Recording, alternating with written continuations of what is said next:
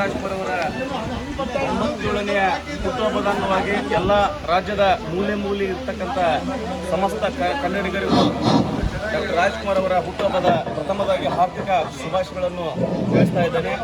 ನಾನಿಲ್ಲಿ ನಿನ್ನೆ ರಾತ್ರಿ ಬಂದಂತ ಒಂದು ಘಟನೆ ಹೇಳಲು ಇಚ್ಛೆ ಪಡ್ತೀನಿ. ಪುನೀತ್ ರಾಜ್ಕುಮಾರ್ ಅವರಿಗೂ ಮತ್ತು ರಾಜ್ಕುಮಾರ್ ಅಭಿಮಾನಿಗಳಿಗೆ ಏನು ವ್ಯತ್ಯಾಸ ಇದೆ ಅಂದ್ರೆ, ನಾವು ಎಲ್ಲೋ ಹಾವೇರಿಯಿಂದ ಬಂದಂತ ಸಂದರ್ಭದಲ್ಲಿ ಮಂಜು ಸರ್ ಇರ್ಬೋದು ಮತ್ತು ನಮ್ಮ ಚಂದ್ರು ಸರ್ ಇರ್ಬೋದು, ಇಲ್ಲಿ ಲೊಕೇಶನ್ ಕಳಿಸಿ ರಾತ್ರಿ ಸುಮಾರು 1.5 ಗಂಟೆ ಆದ್ರೂ ಕೂಡ ನಿದ್ದೆ ಮಾಡಿದ್ರೆ ಕಾಯ್ಕೊಂಡಿರ್ತಾರಂದ್ರ ಅಂತ ಅಭಿಮಾನಿಗಳು ಕೇವಲ ಯಾರಿಗಿದ್ದಾರೆ ಅಂದ್ರೆ ಡಾಕ್ಟರ್ ರಾಜ್ಕುಮಾರ್ ಮತ್ತು ಪುನೀತ್ ರಾಜ್ಕುಮಾರ್ ಅವರಿಗೆ ಮಾತ್ರ ಈ ಕರ್ನಾಟಕದಲ್ಲಿ ಇರ್ಲಿಕ್ಕೆ ಸಾಧ್ಯತೆ ಇದೆ ಅಂತ ಹೇಳಲು ಇಚ್ಛೆ ಪಡ್ತೇನೆ.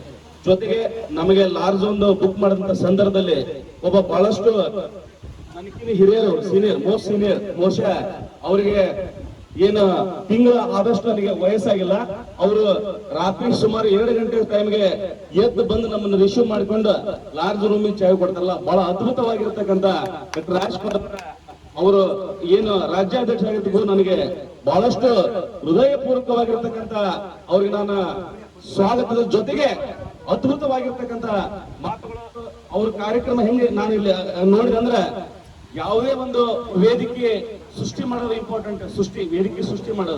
ವೇದಿಕೆ ಸೃಷ್ಟಿ ಮಾಡಿ ಕೆಳಗಡೆ ಕೊಡ್ತಾರಲ್ಲ, ಅದು ಒಬ್ಬ ದೊಡ್ಡ ಅಭಿಮಾನಿಗಳ ಅದು ಒಂದು ಕರ್ತವ್ಯ. ಕೆಲವೊಬ್ರು ಇರ್ತಾರ ವೇದಿಕೆಯನ್ನು ಸೃಷ್ಟಿ ಮಾಡಕ್ಕಾಗಲ್ಲ, ಏನು ಮಾಡಕ್ಕಾಗಲ್ಲ, ಕೇವಲ ಮೈಕ್ ಹಿಡಿದ ಭಾಷಣ ಮಾಡ್ತಕ್ಕಂಥದ್ದು ಕಲಾವಿದರಲ್ಲ, ಅಭಿಮಾನಿಗಳು ಕೂಡ ಅದಾರ. ಹಿಂಗಾಗ್ಬಾರ್ದು. ಡಾಕ್ಟರ್ ಪುನೀತ್ ರಾಜ್ಕುಮಾರ್ ಮತ್ತು ರಾಜ್ಕುಮಾರ್ ಅವರು ಕೇವಲ ಅದ್ಭುತವಾಗಿರ್ತಕ್ಕಂಥ ನಟನೆ ಮಾಡಿದ್ದಾರೆ. ಜೊತೆಗೆ ಅವರು ಹೆಚ್ಚು ಸಿನಿಮಾಗಳನ್ನು ನೋಡಿ ಬಹಳಷ್ಟು ಮಂದಿ ರೈತರಿರ್ಬೋದು ಮತ್ತು ಸರ್ಕಾರಿ ನೌಕರ ವರ್ಗದವರಿರ್ಬೋದು ಬಹಳಷ್ಟು ಅವರ ನಟನೆಯನ್ನು ನೋಡಿ ರೂಢಿಸಿಕೊಂಡಿದ್ದಾರೆ ಅಂತ ಹೇಳಿದ್ರು ಕೂಡ ತಪ್ಪಾಗಲಿಕ್ಕಿಲ್ಲ. ನಮ್ಮ ಹಾವೇರಿ ಜಿಲ್ಲೆಯಲ್ಲಿ ಮತ್ತು ಹೊಸಪೇಟೆ ಇರ್ಬೋದು ಮತ್ತು ಬಳ್ಳಾರಿ ಇರ್ಬೋದು ಅದ್ಭುತವಾಗಿರ್ತಕ್ಕಂಥ ದೇವಸ್ಥಾನವನ್ನು ತನ್ನ ಸ್ವಂತ ಜಾಗದಲ್ಲಿ, ನನ್ನ ಬಾಲ್ಯ ಸ್ನೇಹಿತ ಪ್ರಕಾಶ್ ಮರಬೋದವರು ಸ್ವಂತ ಜಾಗದಲ್ಲಿ ಏನು ಪುನೀತ್ ರಾಜ್ಕುಮಾರ್ ಅವರ ದೇವಸ್ಥಾನ ಕಟ್ಟಿದಾರ. ಅಣ್ಣವ್ರು ಏನ್ ಹೇಳಿದ್ರು, ಅಭಿಮಾನಿಗಳೇ ನಮ್ಮ ಮನೆ ದೇವರು ಅಂತ ಹೇಳಿದ್ರು.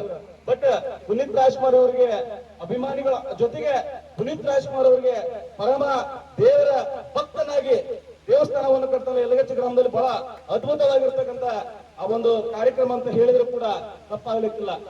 ಏನ್ ಪ್ರಕಾಶ್ ಅವರು ಕೇವಲ ಚಿಕ್ಕವನಿದ್ರು ಕೂಡ ಟಿವಿ, ನಾವು ಯಾವತ್ತು ಟಿವಿ ಎಷ್ಟೋ ದೊಡ್ಡದಿದ್ರು ಕೂಡ ಒಂದು ರಿಮೋಟ್ ಅದನ್ನ ಯಾವ ತರ ಕಂಟ್ರೋಲ್ ಮಾಡ್ತದೆ, ಹಾಗೆ ಪ್ರಕಾಶ್ ಅವರು ಒಂದು ತರ ಟಿವಿ ರಿಮೋಟ್ ಇದ್ದಾಗ ಚಿಕ್ಕವನಾದ್ರೂ ಮೂರ್ತಿ ಬಹಳಷ್ಟು ದೊಡ್ಡದು. ನನಗೆ ಒಂದೆರಡು ಮಾತಾಡಲು ಅನುವು ಮಾಡಿಕೊಟ್ಟಿರ್ತಕ್ಕಂಥ ಎಲ್ಲರಿಗೂ ಕೂಡ ತುಂಬಾ ಧನ್ಯವಾದಗಳು.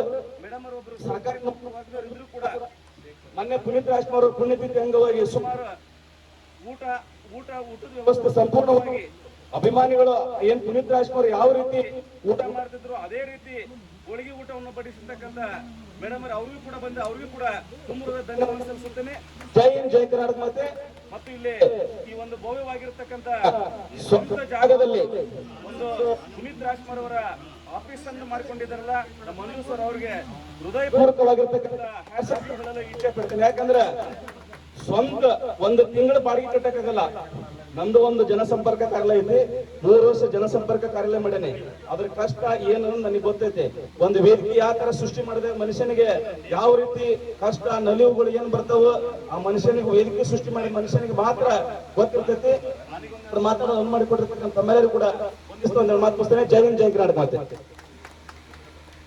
ಇಲ್ಲೇ